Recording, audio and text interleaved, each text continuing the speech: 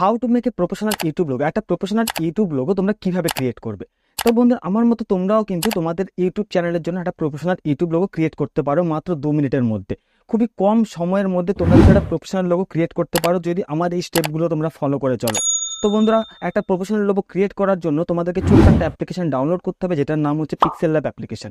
তো এই pixel lab অ্যাপ্লিকেশনটা তোমরা কোথা থেকে পাবে? পিক্সেল ল্যাব অ্যাপ্লিকেশনটা তোমরা প্লে স্টোর থেকে বা গুগল ক্রোম থেকে তোমরা ডাউনলোড করতে পারবে। পিক্সেল ল্যাব অ্যাপ্লিকেশনের লিঙ্ক আমি তোমাদেরকে ডেসক্রিপশনে দিয়ে দেবো, তোমরা সেখান থেকে ডাউনলোড করতে পারো। তো চলো বন্ধুরা, এবার তোমাদেরকে দেখায় যে কিভাবে তোমরা পিক্সেল ল্যাব অ্যাপ্লিকেশনের মাধ্যমে একটা প্রফেশনাল ইউটিউব লোগো ক্রিয়েট করবে। তো বন্ধুরা, আমরা চলে এসেছি পিক্সেল ল্যাব অ্যাপ্লিকেশনে। পিক্সেল ল্যাব অ্যাপ্লিকেশনে আসার পর এবার তোমাদেরকে এখানে কাজ করতে হবে। দেখো এখানে যে ডান দিকে উপরে দেখো 3 ডট বলে যে অপশনটা আছে, এই 3 ডট অপশনে তোমাদেরকে ক্লিক করতে হবে। ক্লিক করার পর এখানে দেখো ইমেজ সাইজ বলে যে অপশনটা রয়েছে, ইমেজ সাইজ আমরা ক্লিক করব। ক্লিক করার পর দেখো উপরে রয়েছে কাস্টম অপশনটা ক্লিক করব।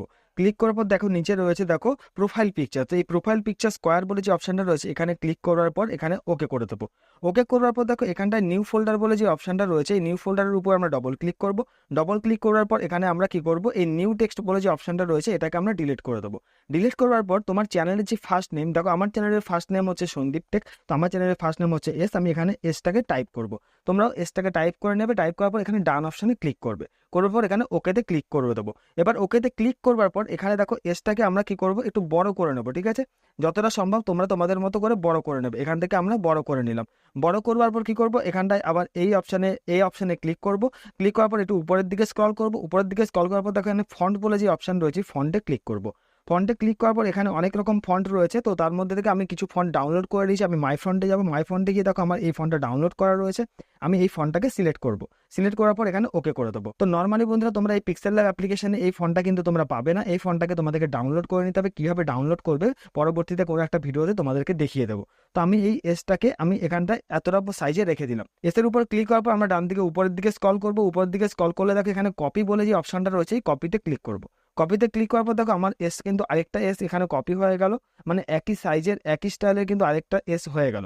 এবার আমরা এখানটায় বসাবো। বসানোর পর এখানে ডবল ক্লিক করব। ডবল ক্লিক করার পর এই এসটাকে আমরা মুছে দেবো। মুছে দেওয়ার পর এখানে আমরা কি করব, আমার চ্যানেলের যে সেকেন্ড লেটার বা তোমাদের চ্যানেলের সেকেন্ড লেটার তোমরা এখানে টাইপ করবে। তো আমার এখানে টেক, আমি টি টাইপ করলাম, এখানে ডান করে দেবো। ডান করবার পর এখানে আমরা ওকেতে ক্লিক করব। ওকেতে ক্লিক করার পর দেখো এখানে আমাদের এস আর টি কিন্তু একই সাইজের হয়ে গেছে। আমি এটাকে আমরা দুটোকে কিন্তু আমরা একইভাবে বসিয়ে নেব। দেখো আমরা দুটোকে এখানটা একই রকমভাবে বসিয়ে নিলাম। বসিয়ে নেওয়ার পর এসটাকেও এর মধ্যে সুন্দরভাবে বসিয়ে নিলাম। এবার আমরা কি করব, এখানটা আমাদের চ্যানেলের যে নামটা রয়েছে আমরা চ্যানেলের নামটা নিচে লিখবো।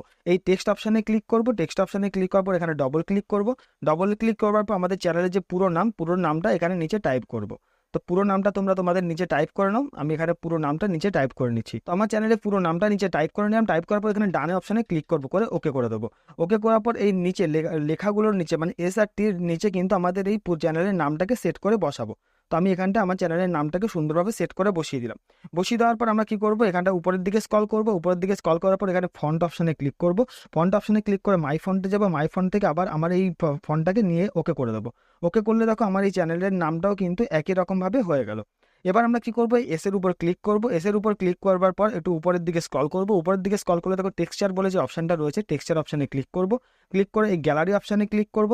গ্যালারি অপশানে ক্লিক করলে দেখো এখানে আমার কিছু টেমপ্লেট ডাউনলোড করা রয়েছে, এফেক্ট ডাউনলোড করা রয়েছে। আমরা এখান থেকে এই এফেক্টটাকে নিয়ে নেব। এই এফেক্টটাকে নেওয়ার পর এখানে রাইটে ক্লিক করব। রাইটে ক্লিক করবার পর কি করব, এখানটা একটু উপরের দিকে স্ক্রল করব। স্ক্রল করবার পর আবার দেখো এখানে টেক্সচার বলে যে অপশানটা আছে, টেক্সচার অপশানে ক্লিক করব। টেক্সচার অপশানে ক্লিক করার পর এখানে দেখো এনাবেল বলে যে অপশানটা রয়েছে, মেনটেন রেটিও এনাবেল, এটাকে ওকে করে দেবো। এনাবেল করবার পর এখানে রাইট অপশানে ক্লিক করব। আবার এই টিতে ক্লিক করব। আবার টেক্সচার অপশানে ক্লিক করব। টেক্সচার অপশানে ক্লিক করার পর এখানে গ্যালারিতে ক্লিক করব। গ্যালারিতে ক্লিক করার পর কিন্তু আরেকটা আমরা ফন্ট এখান থেকে নিয়ে নেব। তো আমার এখান থেকে আমি অন্য আরেকটা ফন্ট নিয়ে নিচ্ছি। আমি এখান থেকে এই ফন্টটাকে নিয়ে নিলাম। নেওয়ার পর এখানে রাইটে ক্লিক করব। রাইটে ক্লিক করার পর আবার এখানে টেক্সচার অপশানে ক্লিক করব, করে এটাকে এনাবেল করে দেবো। এনাবেল করার পর আবার রাইট অপশানে ক্লিক করে দেবো। করবার পর আমরা কি করব, নিচের অপশানে আসবো। যেখানে আমাদের চ্যানেলের নামটা রয়েছে, চ্যানেলের নামটার কালারটা আমরা চেঞ্জ করব। আমরা উপরের দিকে স্ক্রল করবার পর নিচে দেখো কালার অপশান রয়েছে, কালার অপশানে ক্লিক করে এখান থেকে আমরা ইয়েলো কালার চুজ করব।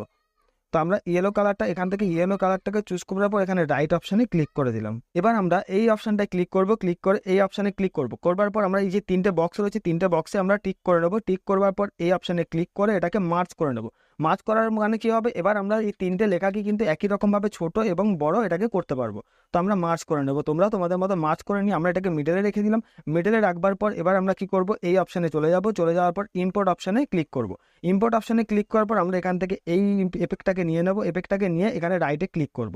রাইটে ক্লিক করার পর কি করব, আমরা এই যে দাগটা রয়েছে এই দাগটাকে আমরা কিন্তু পুরোপুরিভাবে স্ক্রল করে এই বক্সের মধ্যে সেট করে বসাবো। তো আমরা এখান থেকে পুরোপুরি বক্সের মধ্যে সেট করে বসাচ্ছি, এভাবে করে বক্সের মধ্যে সেট করে বসাবো। বসানো হয়ে গেল, বসানোর পর এবার আমরা কি করব, এই অপশানটা ক্লিক করব, ক্লিক করে এখান থেকে বাঁদিকে চেপে ধরবো, চেপে ড্রিপ করে চেপে ধরে রাখবো, ধরে নিচের দিকে স্ক্রল করে নিচে নামিয়ে দেবো। নামানোর পর দেখো আমার যে বক্সটা রয়েছে সেই বক্সটা নিচে চলে গেল এবং আগের যে লেখাগুলো রয়েছে সেগুলো কিন্তু উপরে চলে আসবে। এবার তোমাদেরকে কি করতে হবে, এবার যে এই যে লেখাটা রয়েছে এই লেখাটাকে তোমাদেরকে বক্সের মধ্যে সুন্দর করে সেট করে বসাতে হবে। তো আমি বক্সের মধ্যে এই লেখাটাকে সুন্দরভাবে সেট করে বসিয়ে নিলাম, বসিয়ে নেওয়ার পর এটাকে চেপে দিলাম। এবার আমরা কি করবো, আবার এই অপশানে ক্লিক করব, ক্লিক করার পর এই দুটোকেই আমরা টিক করে লক করে দেবো, ঠিক আছে, যেন আমরা এখান থেকে আর কোনো কিছু না নড়ে। তো এবার তোমাদেরকে কি করতে হবে, এবার তোমাদেরকে এই অপশানটায় ক্লিক করবার পর এখানে দেখো ট্রান্সপারেন্ট বলে যে অপশানটা রয়েছে ট্রান্সপারেন্ট অপশানে ক্লিক করে দিতে হবে। ট্রান্সপারেন্ট অপশানে ক্লিক করলেই কিন্তু বন্ধুরা তোমার এই লোগোটি কিন্তু কমপ্লিট হয়ে গেছে।